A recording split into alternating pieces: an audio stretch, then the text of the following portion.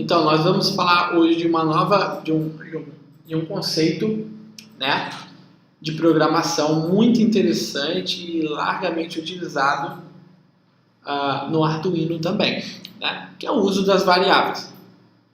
Tá bom? Assim como Java, qualquer outra linguagem de programação, a variável é extremamente importante para se armazenar valor e a gente poder usar ele posteriormente. Então, olha que exemplo. Nesse exemplo aqui da aula de como fazer, de como usar esse delay, essa função, esse método delay, nós podemos também ganhar tempo, digamos assim, declarando variáveis, ao invés de toda hora ter que escrever 500, 500, 500. Então, vamos fazer um exemplo aqui, vamos supor que nós temos mais LEDs configurados, tá? E que eles permanecem com o mesmo delay. Então, aqui nesse exemplo, olha, nós temos 1, 2, 3, 4, 5, 6 declarações de delay, todas com 500, né, milissegundos, milésimos de segundo, tá? Aqui eu não troquei o pino, fazendo de conta que a gente está ligando outros LEDs, então vou trocar os pinos aqui. Então, meus 3 LEDs, cada um estariam nessas portas. Então, um LED liga e desliga na 7, outro LED liga e desliga na 8, outro LED liga e desliga na 9. Tá? Mas o intuito da aula é explicar sobre variáveis. Nós podemos declarar variáveis, tá? E chamarmos ela dentro dos nossos métodos, dentro das nossas funções também. Como funciona? Bom, vamos supor, eu tenho aqui um valor que determina o meu delay. Eu posso passar um valor para uma variável. Por exemplo, eu venho aqui, fora da função, é importante entender que ela fica num escopo global, a gente chama. O escopo global significa que essa variável ela consegue ser acessada em qualquer lugar do nosso código. Agora, por exemplo, se eu escrevo uma variável dentro da função loop, eu não vou conseguir acessar essa variável em outra função, porque ela se chama uma variável de escopo local. Então tá, vamos lá. Como é que a gente declara um inteiro em Java? A gente usa a sintaxe com o começo int, né, de integer. Então, não é muito diferente no Arduino. Elas são muito semelhantes, mesmo porque Java é baseado em C, né? Então, vamos lá. Vou declarar uma variável int que vai armazenar o nosso tempo. Então, o nome da variável vai se chamar tempo.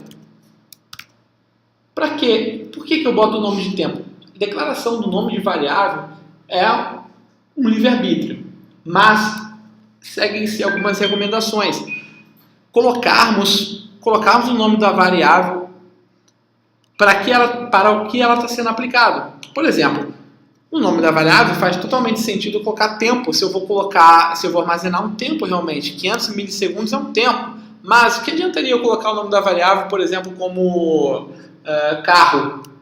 Sendo que eu vou usar essa variável para armazenar o tempo, e daí quando eu for ler meu código, o que essa variável carro está fazendo aqui? Tu não vai saber o que é. Mas se tu colocar uma variável com o nome próximo do que você quer que ela faça, vai ser muito fácil de você lembrar para que ela serve.